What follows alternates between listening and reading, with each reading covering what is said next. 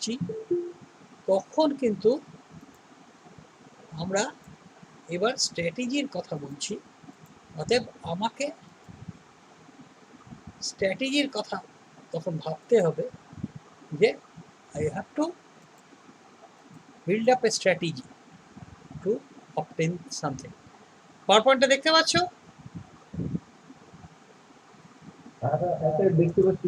আচ্ছা, barriers to entry.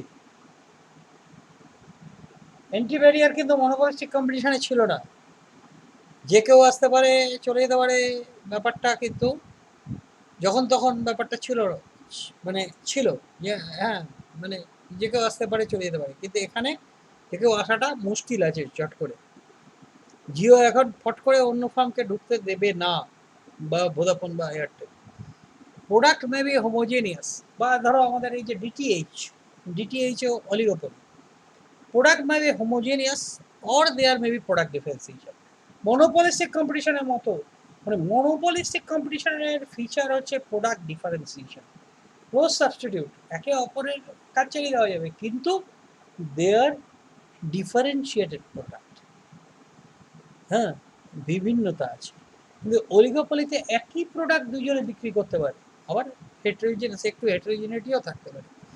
এবং perfect কম্পিটিশনে সমজাতীয় দ্রব্য এখানে হতে পারে অলিগোপলিতে, আবার দ্রব্যের বিভিন্নতাও থাকতে পারে মনোপলিস্টিক কম্পিটিশনের মতো। একচেটিয়া প্রতিযোগিতামূলক বাজার, মনোপলিস্টিক কম্পিটিশন হচ্ছে একচেটিয়া প্রতিযোগিতামূলক বাজার।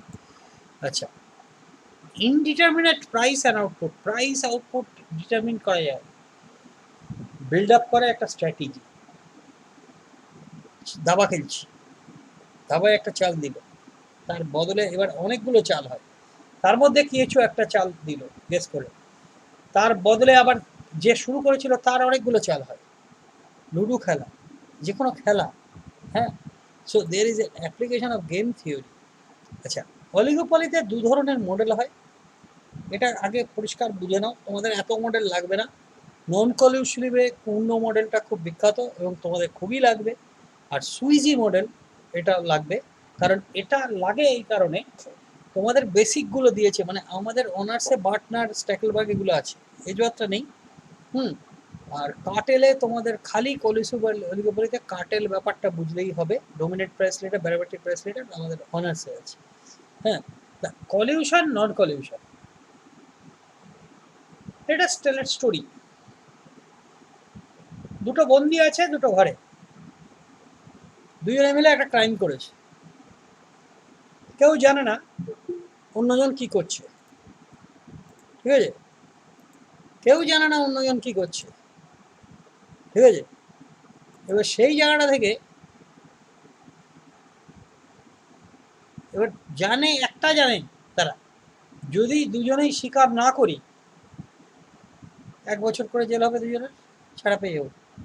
যদি আমি স্বীকার করি, ও স্বীকার না করে, তাহলে আমি স্বীকার করলাম বলে আমার 0 বছরের জেল, যে স্বীকার করলো না তার 10 বছরের জেল। আর যদি উল্টোটা হয় তাহলে আমার 10 বছরের জেল, ওর 0 বছরের জেল। আর যদি স্বীকার করে নেই দুজনে 5 বছরের জেল। তাহলে এখানে বেস্ট আউটকামটা কি? স্বীকার না করা, তাই তো? 1 বছরের জেল, প্রমাণ হলো না। এইবার তাহলে কি এইটাই কি আউটকাম হবে? দুজন কিন্তু দুটো ঘরে, কেউ জানছে না অন্যজন কি বলেছে, দ্যাট ইজ নন কলিউশন। মানে জিও জানে না এয়ারটেল কি স্ট্র্যাটেজি বার করবে, এয়ারটেল জানে না বের করার আগে যে জিও কি করবে বা ভোদাফোন কি করবে। This is non collusive oligopoly. Maruti কি করবে হুন্ডাই জানে না, হন্ডা কি করবে হন্ডা জানে না, মারুতি কি করবে ফোর্ড কি করবে। Non collusive oligopoly, non cooperative game. Game খেলাটা হচ্ছে কোঅপারেশন দিয়ে নয়, নন কোঅপারেশন। কলিউসিভ মানে দের ইজ কোঅপারেশন, কাটে ভাই, তোমার আমার চুক্তি হয়ে গেল, আমরা জেনে গেলাম কে কী করবে। হ্যাঁ, চুক্তি হয়ে গিয়ে একসাথে ধরো আমরা এটা করতে পারি যে টোটাল আউটপুটের একটা ভাগ তুমি নেবে, আমি এত ভাগ নেব, we are acting as a monopoly, একচেটিয়া বাজারের মতো, ঠিক আছে। প্রফিট ভাগ হতে পারে, যে টোটাল যা বিক্রি হলো তার প্রফিটের ভাগাভাগি হলো, সেলসের ভাগ হতে পারে, এভরিথিং ক্যান হ্যাপেন পার্টেন। কিন্তু আমরা জানি দুজনে মিলে ঠিক করছি যা করছি প্রাইস টাইস, হ্যাঁ, দিস ইজ কলিউশন। তা এইখানে আমি নন কলিউশনে বলছি আউটকামটা হবে, জানি আমি যে আমি যদি স্বীকার না করি, স্বীকার না করাটা আমি জানি দুজনে স্বীকার না করলে বেটার, কিন্তু আমি জানি অপোনেন্ট আমায় ফাঁসিয়ে দিয়ে স্বীকার করে নিল, তাহলে কি হলো, আমার 10 বছর জেল হয়ে যাবে, তার থেকে বাবা ভালো, তাহলে ও তো এটা ইয়ে করতে পারে, তাহলে আমি বরঞ্চ স্বীকার করে নিই। দুজনেই কিন্তু ভাবলো আমরা স্বীকার করে নিই এবং দুজনে 5 বছরের জেল, প্রিজনার্স ডিলেমা। তা এই অলিগোপলিতে তাই হয় যে বিনা পয়সায় ইন্টারনেট, কম পয়সায় ইন্টারনেট, 3 মাসে এখন 400 টাকা 500 টাকা, এই প্রাইস ওয়ার হয়, স্ট্র্যাটেজি হয়, হ্যাঁ। এইবার ব্যাপারটা হচ্ছে এই পূর্ণ মডেল হচ্ছে আইডিয়াল এক্সাম্পল, একটা ঝর্ণা, হ্যাঁ, মানে ধরো বক্রেশ্বর, হ্যাঁ, যেখানে জলটা খুব ভালো, কোনো পয়সা লাগে না উৎপাদন করতে, ওটা জাস্ট বোতলে ভরে বিক্রি করছে, শরীরের পক্ষে ভালো স্বাস্থ্যকর জল, হ্যাঁ। এবার জিরো কস্টে, জিরো মার্জিনাল কস্ট। এইবার বলছি যে কি হবে, হোয়াট উইল হ্যাপেন। ব্যাপারটা হচ্ছে যে ডিমান্ড যা আছে সেই ডিমান্ডের, আমরা জানি ডিমান্ড কার্ভ যেখানে ছেদ করে এক্স অ্যাক্সিসে, মার্জিনাল রেভিনিউ কার্ভ প্রান্তিক আয় রেখা তার মাঝখানটায় ছেদ করে, মানে ডিমান্ড যদি 40-এ ছেদ করে এক্স অ্যাক্সিসে, মানে কিউ অক্ষে, হ্যাঁ, তাহলে মার্জিনাল রেভিনিউ কার্ভ 20-তে ছেদ করবে, এর রিলেশনটা এরকম। তাহলে এইবার তার মানে যদি ছেদ করে সেখানে এমআর ইজিক্যাল টু এমসি হবে, কারণ এমসি জিরো ধরে নিয়েছি আমি, জিরো কস্ট, বক্রেশ্বরের জল, হ্যাঁ, বিশুদ্ধ জল। তাহলে এইবার সেইখান থেকে আমি এবার চলে গেলাম প্রাইসে, যে প্রাইসটা হলো ওটা ডিটারমিন্ড হলো। প্রথম জন লিডার, প্রথম জন যে শুরু করলো, এবার দ্বিতীয় জন কি করলো, আচ্ছা তাহলে ও Q/2 পরিমাণ বিক্রি করে ফেলেছে, তাহলে আমার বাকি Q/2 আছে, এবার সেইখান থেকে সে ডিমান্ডটাকে নিল, নিয়ে সে আবার তার অর্ধেকে মানে Q/4 পরিমাণ সে বিক্রি করলো। আবার প্রথম জন দুজন যদি থাকে, আমি ডুওপলি ধরে নিয়ে প্রথমে করব, Q/8 পরিমাণ বিক্রি করলো, তারপরে আবার দ্বিতীয় জন Q/16 পরিমাণ বিক্রি করলো, তারপরে Q/32, Q/64, এইভাবে চলতে থাকলো। আলটিমেটলি দেখা গেল, এটা যদি দেখো হয় এটা একটা গুণোত্তর প্রগতি জিপি সিরিজ, এবং এই জিপি সিরিজের সামেশন হবে প্রথম জনও Q/3, দ্বিতীয় জনও Q/3 মার্কেটে, এবং 2Q/3, মানে পুরো পারফেক্ট কম্পিটিশনের মতো হচ্ছে না, 2Q/3 মানে 2/3 অফ দ্য মার্কেট, হ্যাঁ, এটা কিন্তু প্রডিউসাররা বিক্রি করবে ডিমান্ডেড 1/3 1/3, হ্যাঁ, এবং দুজনে প্রফিট করবে। এবং এখানে দুজনেই কিন্তু ফলোয়ার, দুজনেই দুজনকে দেখছে। এবার স্ট্যাকেলবার্গের তা না, স্ট্যাকেলবার্গে একজন দেখে নিচ্ছে তার অন্যজনের রিয়াকশন, একজন লিডার একজন ফলোয়ার, লিডার দেখে নিচ্ছে ফলোয়ার কি করবে, দেখে নিয়ে এবার সে তার প্রফিট ফাংশনে সে প্রফিটটাকে ম্যাক্সিমাইজ করছে, দিস ইজ স্ট্যাকেলবার্গ মডেল। আর এইগুলো যদি প্রাইস দিয়ে হয় সেটা হচ্ছে বাটার মডেল, মাস্টার্স করলে এগুলো লাগবে, এগুলোও লাগবে, যেগুলো আমাদের অনার্সে করায়। যাই হোক, আমি আপাতত ছেড়ে বেরিয়ে যাচ্ছি, সুইজি মডেলটা পরে আসবো।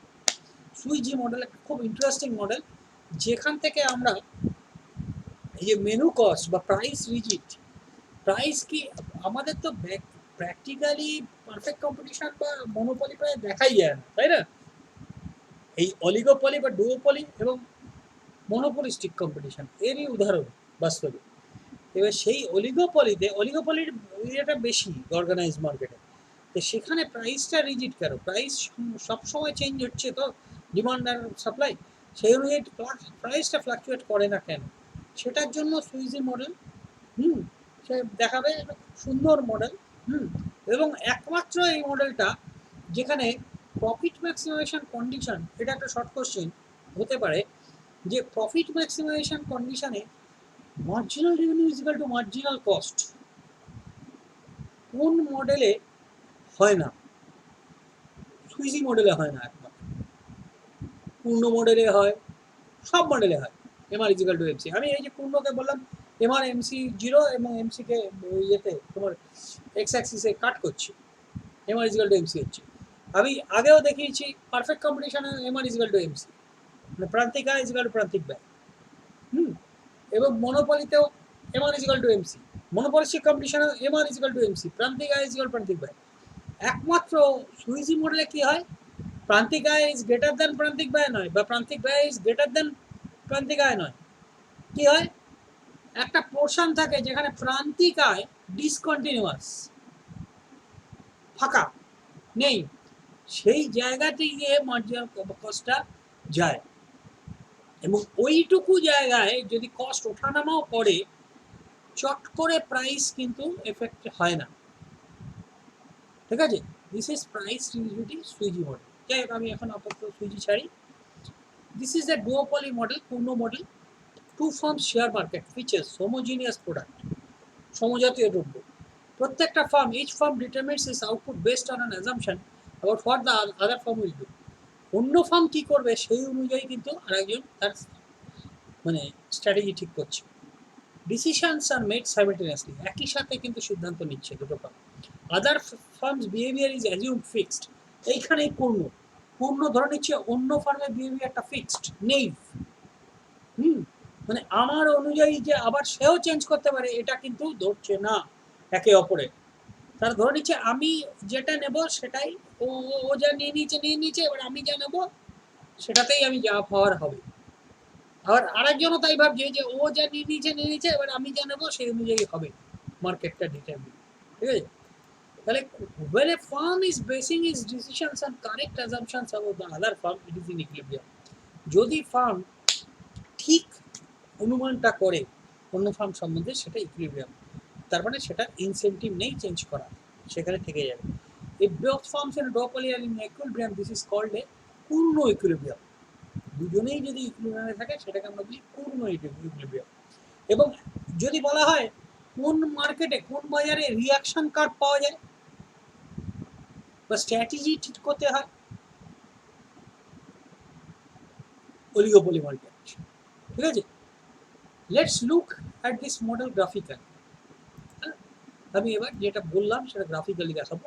Assume simplicity, the firms have a constant cost, এখানে কনস্ট্যান্ট কস্ট ধরেছে, পূর্ণ নিজের জিরো কস্ট ধরেছিল, হ্যাঁ। আচ্ছা, MC greater than zero, Cournot actually assume MC is equal to zero, ঠিক আছে। ওই যে বললাম বক্রেশ্বর প্রশ্ন প্রশ্রবণ ফল বেরোচ্ছে। Look at the firm A given some assumption about firm B, পূর্ণ duopoly model. This is the duopoly model. এইটা হচ্ছে ডিমান্ড কার্ভ, এম বিন্দুতে ছেদ করছে, এম আর কার্ভ, ঠিক এই ও এম এর অর্ধেক হচ্ছে ও কিউ, মার্জিনাল রেভিনিউ এইখানে ছেদ করছে, তাহলে এইখানে প্রাইসটা এখানে ডিটারমিন হয়ে গেল প্রথম ফার্মের পি টু, ঠিক আছে। এই পরিমাণ সে কিউ বাই টু, এটা কিউ বাই টু পরিমাণ প্রথম ফার্ম বিক্রি করলো, প্রফিট ম্যাক্সিমাইজ করলো, এখানে এমআর ইজ ইকুয়াল টু এইটা এমসি, জিরো কস্ট ধরেছে এমসি, তাহলে এখানে প্রাইস হলো। এইবার দ্বিতীয় ফার্ম কি করলো, আরে ও তো এটা নিয়ে নিয়েছে, তাহলে আমি এইখান থেকে ডিমান্ড কার্ভটা ধরলো, ডিমান্ড কার্ভ ধরে এইবার এইখান থেকে যদি ডিমান্ড কার্ভটা এই যে এইটা হচ্ছে এখান থেকে ডিমান্ড কার্ভটা ধরলো, তাহলে এবার তার অর্ধেকে কি এইটা, তাহলে কিউএন পরিমাণ দ্বিতীয় ফার্মটা বিক্রি করলো। তারপরে আবার যেই এখান থেকে ডিমান্ড কার্ভ ধরে কিউএন পরিমাণ হয়ে গেল, তাহলে এইখান থেকে আবার প্রথম ফার্মটা আবার বললো যে ও যা নেওয়া নিয়েছে, এবার তাহলে আমি এইটা নেবো, তারপরে আবার দ্বিতীয় ফার্মটা এখান দিয়ে নিল, আবার প্রথম ফার্মটা এরম নিল, এই করতে করতে করতে করতে একটা গুণোত্তর প্রগতিতে আমি বলবো এটা সামেশন করলে দেখতে পাবে এই যে half into one half, seller B half into half one fourth, তারপরে কি এই যে হাফ, হ্যাঁ, one minus one by fourth, one fourth ওর নিয়ে নিয়েছে, তাহলে one minus one by fourth মানে থ্রি ফোর্থ থাকছে, তাহলে সেলার বিটটা ধরছে খালি থ্রি ফোর্থকে, এবার তোমার কি হচ্ছে তার হাফ, তাহলে থ্রি বাই এইট, তাহলে থ্রি বাই এইট মানে কি half minus one by eight, half minus one by eight হচ্ছে থ্রি বাই এইট, করে দেখো। এইবার তাহলে থ্রি বাই এইট এই চলে গেল, তাহলে সেলার বি কী করবে, one minus three by eight মানে five by eight into half, পাঁচের ষোলো, পাঁচের ষোলো মানে একের চার প্লাস একের ষোলো, তারপরে এইবার পাঁচের ষোলো চলে গেল, এক মাইনাস পাঁচের ষোলোর হাফ, সবসময় হাফটা নেবে কারণ ওই এমআর কার্ভটা ডিমান্ড কার্ভের অর্ধেকে মানে ইন্টারসেক্ট করছে এই কারণে, আর কোনো কারণ নেই। 11/32 মানে হাফ মাইনাস 1/8 মাইনাস 1/32। দেখো এইখানে একটা জিপি সিরিজ তৈরি হচ্ছে কিন্তু, ঠিক আছে। আচ্ছা এইখানেও একটা জিপি সিরিজ তৈরি হচ্ছে, 1/4 প্লাস 1/14 প্লাস 1/64 1/256। হ্যাঁ, তাহলে এই গুণোত্তর প্রগতির যে ফর্মুলা, তাতে হাফ ইন্টু 1 - 1/3 ইজিক্যাল টু 1/1/3, আর 1/4 মানে first term divided by 1 minus common ratio. তার মানে 1/4 ডিভাইড বাই 3/4 মানে 1/3, দুটোই 1/3 হবে, ঠিক আছে। আলটিমেটলি গিয়ে এই প্রসেসটা চলতে চলতে চলতে চলতে মানে অন্যরা কিছু করবে না, যা করব আমি করব, অন্য যা করেছে তার রেসপেক্ট, এই ধরে ধরে দুজনে মিলে এই জায়গাটায় গিয়ে পৌঁছলো। আচ্ছা, reaction curve, we can derive a reaction curve which describes the relationship between QA and QB. QA এটা ফার্ম এর মানে আউটপুট, এটা ফার্ম বির QB। QA is a function of QB, ঠিক আছে। আবার QB is a function of QA, ঠিক আছে। মানে এর যে ইকুইলিব্রিয়াম আউটপুট তার রেসপেক্টে বিভিন্ন আউটপুট বি ভাবছে যে এই হলে এই করব, এই হলে ওই করব, এই হলে এই করব, সেইটাকে আমরা বলছি রিয়াকশন ফাংশন, ঠিক আছে। এই যে QA is a function of কিউবিই, মানে ইকুইলিব্রিয়াম বি এর যে ইকুইলিব্রিয়াম আউটপুট তার ফাংশন হচ্ছে কিউএ। কিউএ তার দেখে নিচ্ছে এ নেভ, এ যা করে নিচ্ছে সেই অনুযায়ী তার স্ট্র্যাটেজি, সেই রিয়াকশন কার্ভ অনুযায়ী এই যে ঠিক করছে কিউএই এটার জন্য এইটা, কিউবি এই কিউএর জন্য এইটা, তাহলে এইটা একটা নেগেটিভলি স্লোপ কার্ভ হচ্ছে। আর এটা বার করা যায়, অঙ্কটা তোমাদের নেই, দরকার নেই। তাহলে এই যে দুজনের যে রিয়াকশন কার্ভ এইখানে ইন্টারসেক্ট করলো, এইটা হচ্ছে কুর্নোজ ইকুইলিব্রিয়াম, ঠিক আছে। QA is a function of QB, QB is a function of QA, Y is a function of X, X is a function of Y। তাহলে X Y সাইমালটেনিয়াসলি সলভ করে নিতে পারবো, ঠিক আছে। আচ্ছা, this is Cournot equilibrium, this is equilibrium output of B, this is equilibrium output of A, ঠিক আছে। QA QB plot করে trial and adjusted equation leads to equilibrium, ঠিক আছে।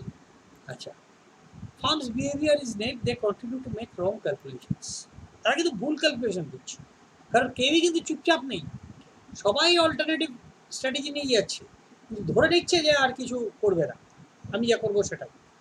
Assumption of zero cost of production unrealistic, পরবর্তীকালে এটা অবশ্য constant cost দিয়েই করেছে। আচ্ছা হলো, এটা করবো।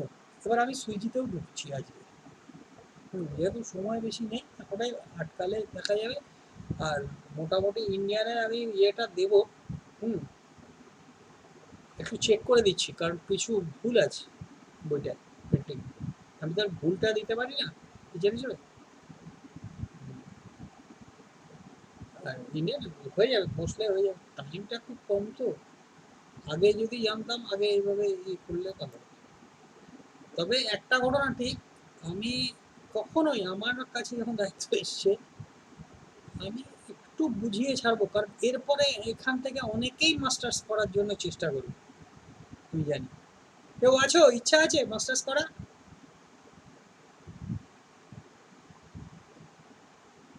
এমকম বা চার্টার্ড করার ইচ্ছা আছে?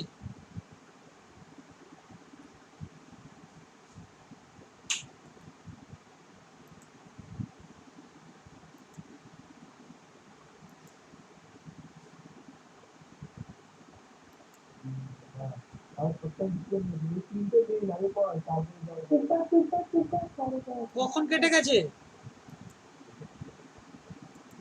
কখন কেটেছে গো? হ্যাঁ,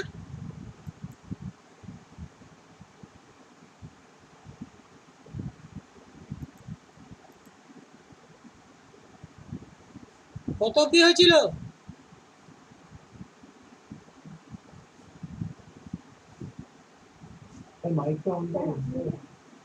মাইক তো অনই আছে। হ্যাঁ হ্যাঁ হ্যাঁ, মাঝে মাঝে গন্ডগোল হচ্ছে। বলছি কত অব্দি হয়েছিল?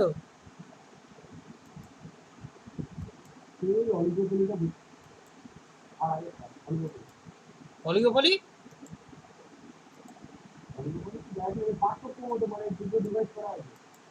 এইটা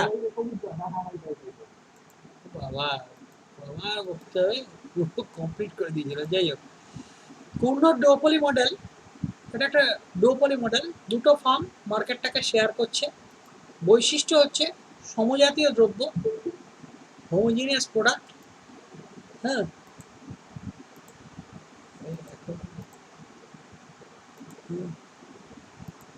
হোমোজিনিয়াস প্রোডাক্ট, দেখতে পাচ্ছ? হ্যালো, হ্যাঁ, একটু আওয়াজ টাওয়াজ দিও মাঝে মাঝে, নাহলে বেকার কাট নিয়ে যাবে।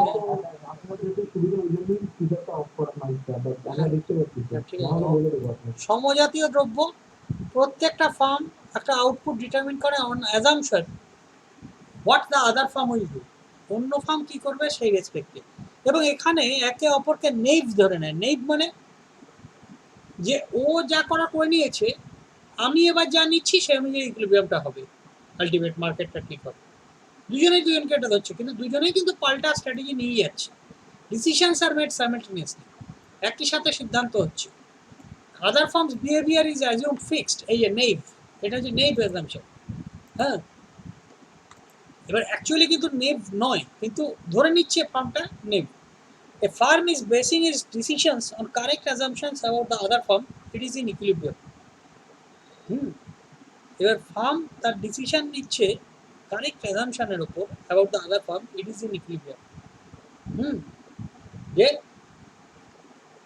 একটা অনুমানটা ঠিক মতো করছে যে ফার্মে যে এটা ইকুইলিব্রিয়ামে আছে, তাই জন্য অন্য ফার্ম যেহেতু ভারসাম্য অবস্থায় আছে তার আর নো ইনসেন্টিভ টু চেঞ্জ, এটা ধরে নিচ্ছে। এটাই হচ্ছে নেই, যে অন্য ফার্ম কিছু করবে না, বলছে কি যে অন্য ফার্ম যা করা করে নিয়েছে, একজন ফার্ম যখন ডিসিশন নিচ্ছে আদার ফার্মকে ধরে নিচ্ছে ও যা করা করে নিয়েছে, ও ভারসাম্যে আছে, অতএব ওর নো ইনসেন্টিভ টু চেঞ্জ।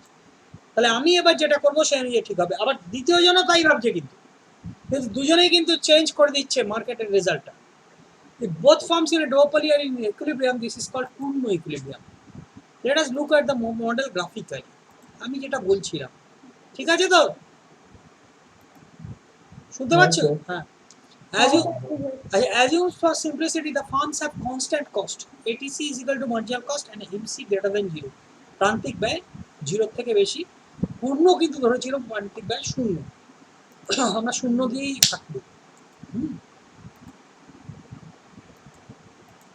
কি হলো?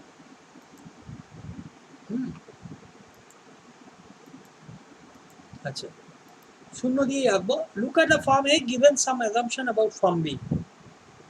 ফার্ম এ কে দেখো, তার ফার্ম বি সম্বন্ধে অ্যাজাম্পশন করছি কিরকম। এই হচ্ছে ডিমান্ড কার্ভ, আমরা জানি নেগেটিভলি স্লোপ ঋণাত্মক ঢালযুক্ত একটা ডিমান্ড কার্ভ। তার মাঝে মানে ঠিক এইখান দিয়ে হচ্ছে মার্জিনাল রেভিনিউ কার্ভ, প্রান্তিক আয় রেখা, যেটা ওই রিলেশনশিপটা থেকে আসে ইলাস্টিসিটি, মানে 1 + 1 by elasticity into MR is equal to AR, ওখান থেকেই আসে। এইবার ব্যাপারটা হচ্ছে যে যেখানে তোমার এইটা কাট করবে চাহিদা রেখা, তার ঠিক আর্ধেকে এটা কাট করবে মার্জিনাল রেভিনিউ, এটা নিয়ম 50-তে।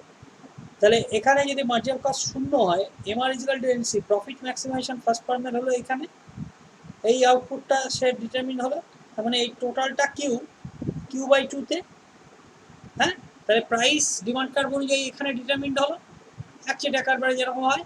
তাহলে P2 হচ্ছে প্রাইস। এইবার দ্বিতীয় ফার্ম কি বলছে না, ফার্স্ট ফার্ম তো এটা করে ফেলেছে, তাহলে অর্ধেক মার্কেট ও নিয়ে নিয়েছে, তাহলে বাকি অর্ধেকটা আমার। তাহলে এখান থেকে করলো কি, এইটা তাহলে আমার এই চাহিদা রেখা, এই চাহিদাটাকে আমি নেব, এবার আমি প্রফিট ম্যাক্সিমাইজ করি, এটা আমার মার্জিনাল রেভিনিউ, এইটার ঠিক অর্ধেকে, মানে এইটা হচ্ছে Q/4। তাহলে এখান থেকে এইখানে প্রাইস ডিটারমিন হলো দিতে পারবে। আবার প্রথম ফার্ম কি করলো, ও আচ্ছা ও Q/4 নিয়েছে, তাহলে বাকি 3/4টা আমার। সে এবার ওই 3/4 থেকে নিয়ে সে এবার এরকম একটা জায়গায় ডিটারমিন করলো, ঠিক আছে। আচ্ছা, এইবার তখন যে পোর্শনটা হলো, এবার দ্বিতীয় জন আবার বললো যে বাকিটা আমার 3/8 হলো, 3/4 থেকে করলে তার হাফ হচ্ছে 3/8, তাহলে 5-এর 8টা ওর দ্বিতীয় জন, তাহলে 5-এর 16 সে পেলো, ঠিক আছে। 5-এর 16 পাবে পরের বার, এইভাবে চলে। Seller A half into half, half into half 1/4, seller B। এইবার হলো কি, এবার 1/4 চলে গেল, তাহলে 1 - 1/4 মানে 3/4 ইন্টু হাফ 3/8, তাহলে হাফ মাইনাস 1/8 মানে করে দেখো 3/8। এবার এখানে কি হলো, 3/8 চলে গেছে, তাহলে ফার্ম বি কি করলো, 3/8 বাদ দিয়ে দাও এক থেকে, বাকি 5/8 অংশ আমার, আমি হাফ করলাম, মার্জিনাল লেভেল যেহেতু হাফে কাট করে, 5/16, ক্রান্তিকায় যেহেতু হাফে কাট করে, তাহলে 1/4 প্লাস 1/16 করলে কি হয়, 5/16 হয়, হলো।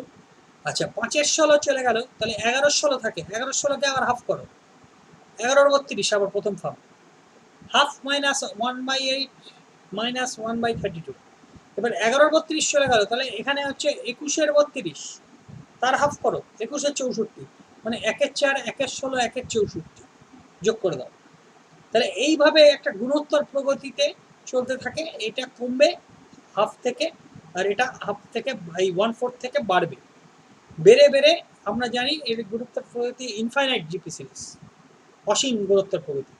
আমরা জানি যে first term divided by 1 minus common ratio, এইটা হচ্ছে ইনফাইনাইট জিপি সিরিজের formula.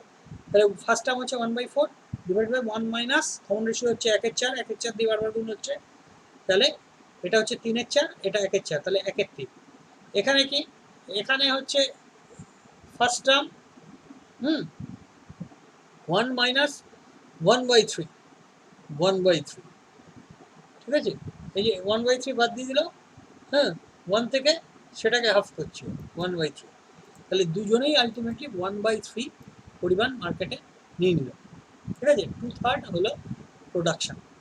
We can derive a reaction curve, এইটা কিন্তু খুব ইম্পর্টেন্ট, যে আমি যদি ধরো এরকম একটা কোশ্চেন দেওয়া হয় যে রিয়াকশন কার্ভ কোন মার্কেটে হয়, কোন মডেলে হয়, ধরো আমি দিলাম পূর্ণ, Sweezy, perfect competition, monopolistic competition, কোথাও হয় না, খালি পূর্ণ মডেলে হয়, ঠিক আছে। এবার ব্যাপারটা হচ্ছে যে we can derive a reaction curve which describes the relationship between QA and QB. QA is a function of QB equilibrium. B এর যে ইকুইলিব্রিয়াম আউটপুট তার ফাংশন হচ্ছে QA, হ্যাঁ এইটা দেখাচ্ছি আমি, আর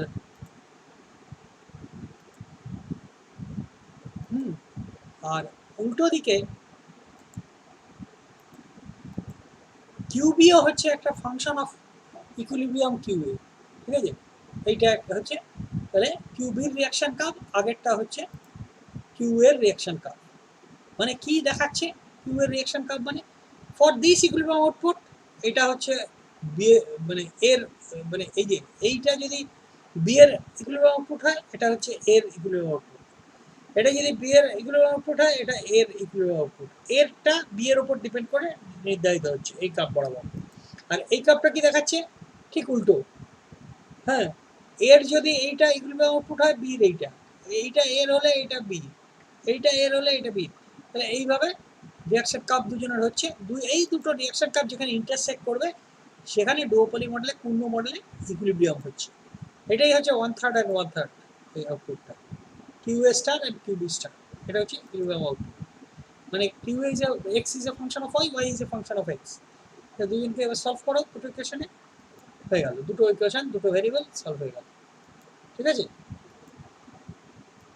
criticism, firms behaviour is net, they continue to make wrong calculations, দুজনেই কিন্তু বিভিন্ন রকম রিয়াকশন দিয়ে যাচ্ছে, স্ট্র্যাটেজি নিয়ে যাচ্ছে, কিন্তু ধরে নিল কি আমি যা করব সেটাই ফাইনাল হবে, দুজনেই ধরে নিচ্ছে, তাহলে এটা রং ক্যালকুলেশনস, হ্যাঁ তারা রং ক্যালকুলেশন করছে firm. Assume of zero cost of production is unrealistic, zero কস্টটা রিয়েলিস্টিক নয়, সব জায়গায় জিরো কস্ট হয় না। এইবার আমি ডাইরেক্ট সুইজিতে যাচ্ছি, কারণ সিলেবাসে মোটামুটি সুইজি কলিউশন এটাই আছে, অন্য কোনো মডেল নেই। সুইজি মডেল অ্যাকচুয়ালি দেখায় প্রাইস রিজিডিটি, শুনতে পাচ্ছ তো, দেখতে পাচ্ছ তো? দেখতে পাচ্ছি। আচ্ছা, in this model the firm is afraid to change its price, ঠিক আছে, ভয় পায় চেঞ্জ করতে, ঠিক আছে। তাহলে এই সুইজি মডেলে ইট ইজ এ টুল, এটা হচ্ছে একটা টুল বলা যায়, ইয়েস, হাতুড়ি যেমন একটা টুল, স্ক্রুড্রাইভার যেমন একটা টুল, Sweezy model is a tool to explain stickiness of price in oligopolistic market. এই যে প্রাইসটা রিজিড, চট করে চেঞ্জ হয় না কেন অলিগোপলিতে? বাস্তবে তো আমরা বেশিরভাগই অলিগোপলি দেখি, বাস্তবে বেশিরভাগই মনোপলি একচেটিয়া প্রতিযোগিতামূলক বাজার দেখি। বাস্তবে তো পূর্ণ প্রতিযোগিতামূলক বাজার নেই, প্রায় একচেটিয়া বাজার নেই ন্যাচারাল মনোপলি না তৈরি করলে। হ্যাঁ, government imposed railway, post office এগুলো ছাড়া, বিদেশ সঞ্চার নিগম বা এই যে আমাদের KMWSA, হ্যাঁ, যে ওয়াটার সাপ্লাই করে, বা ধরো কলকাতায় CSC, মানে এগুলো সব তৈরি করা মনোপলি সুবিধার্থে। It is a tool which explains the stickiness of price in oligopolistic market, but not as a tool for determination of prices. ঠিক আছে, এটা প্রাইস ডিটারমিন করে না সুইজি মডেল, যার জন্য কি হয়, MR ইজিক্যাল টু MC হয় না। একমাত্র মডেল যেখানে প্রান্তিক আয় ইজিক্যাল টু প্রান্তিক ব্যয় যা যা পড়লে পারফেক্ট কম্পিটিশন ফার্স্ট ইয়ার থেকে শুরু করে, একমাত্র কোথায় MR ইজিক্যাল টু MC হয় না কন্ডিশনটা, সুইজি মডেলে। ঠিক আছে, it is a tool which explains the stickiness of price. Price কেন স্টিকি, কস্ট একটু ওঠানামা করলেও প্রাইস চেঞ্জ হয় না চট করে, এটা ব্যাখ্যা করতে এই টুলটা ইউজ হয়েছে। ঠিক আছে, এটা ডিটারমিন করতে নয়। এবার কি kink demand curve approach. Demand curve has a kink. What is kink? What is কিঙ্ক?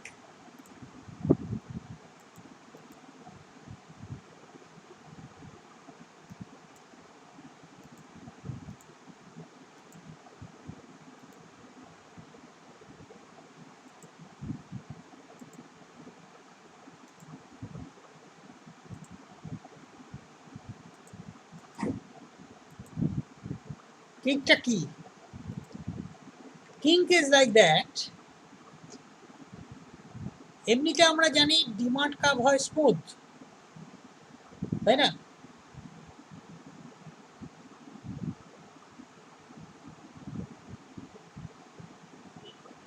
এই এটা হচ্ছে কিঙ্ক, মানে এটা স্লোপ আর এই পোর্শনের স্লোপ এক নয়। তাহলে এখানে মার্জিনাল রেভিনিউ এই অবধি এলো,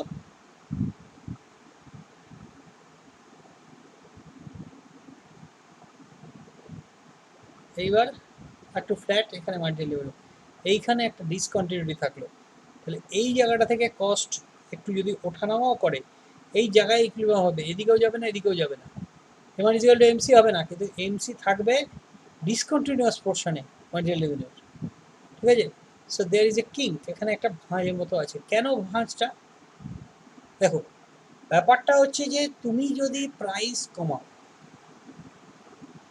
কি ব্যাপারটা হচ্ছে, যদি প্রাইস কমাও কেউ ফলো করবে না, লস হবে। যেই প্রাইস বাড়ালে সঙ্গে সঙ্গে সবাই ফলো করবে। এবার এই জায়গাটা ইলাস্টিসিটি এবং ইনইলাস্টিক, হ্যাঁ, দুটো curve.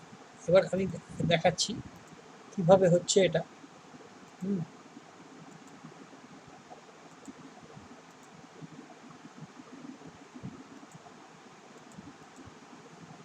If interpreter reduces his price,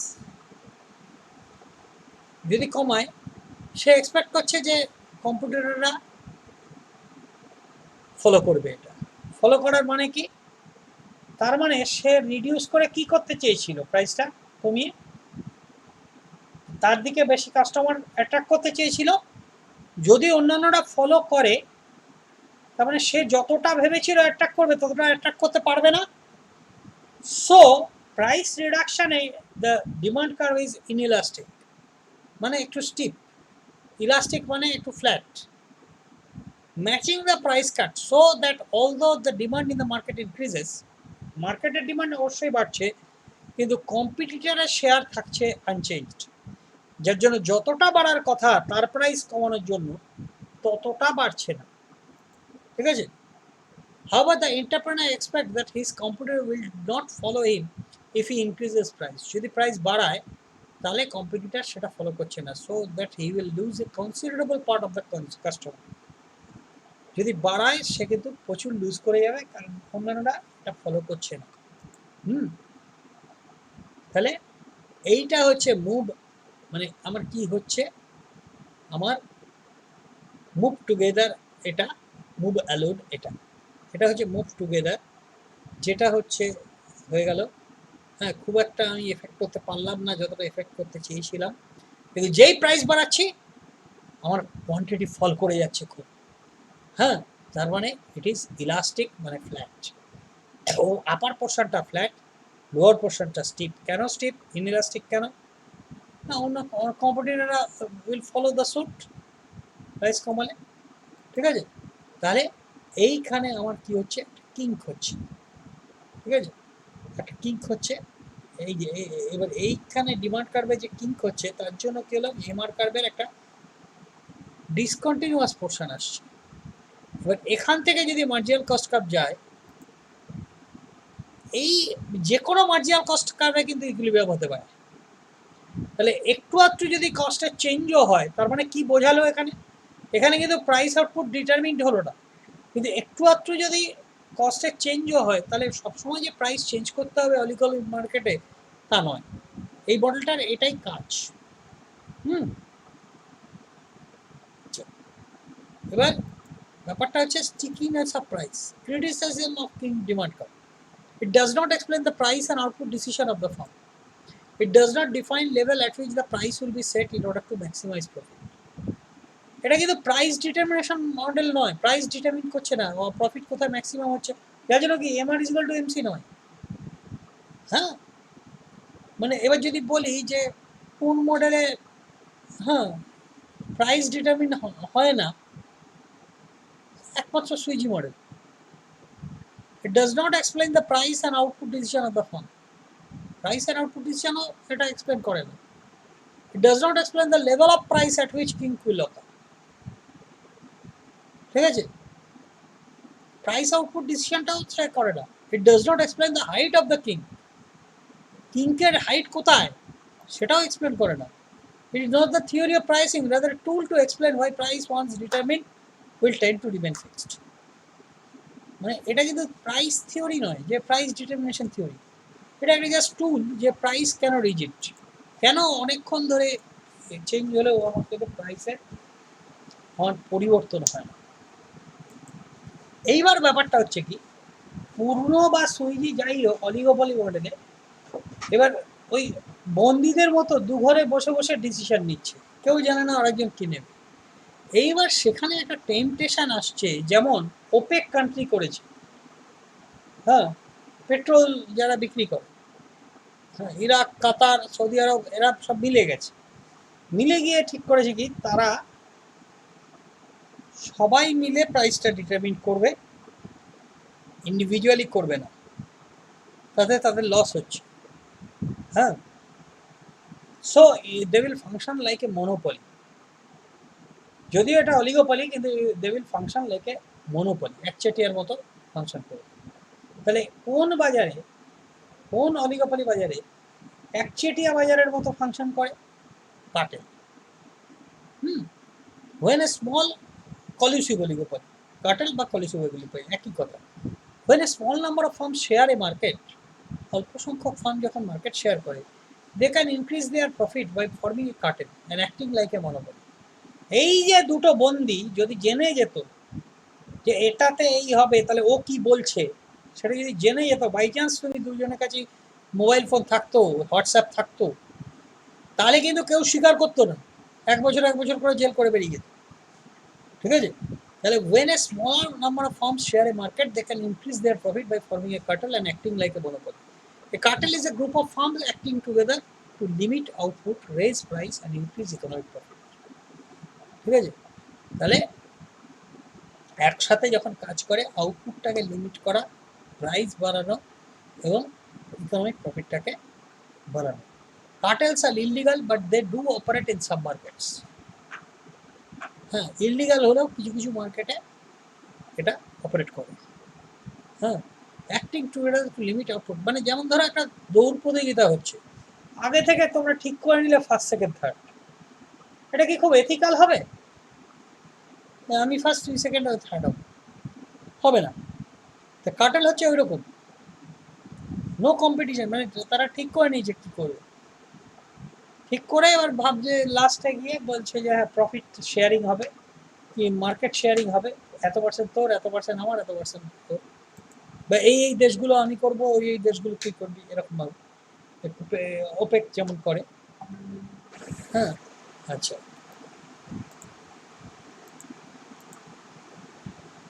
তাহলে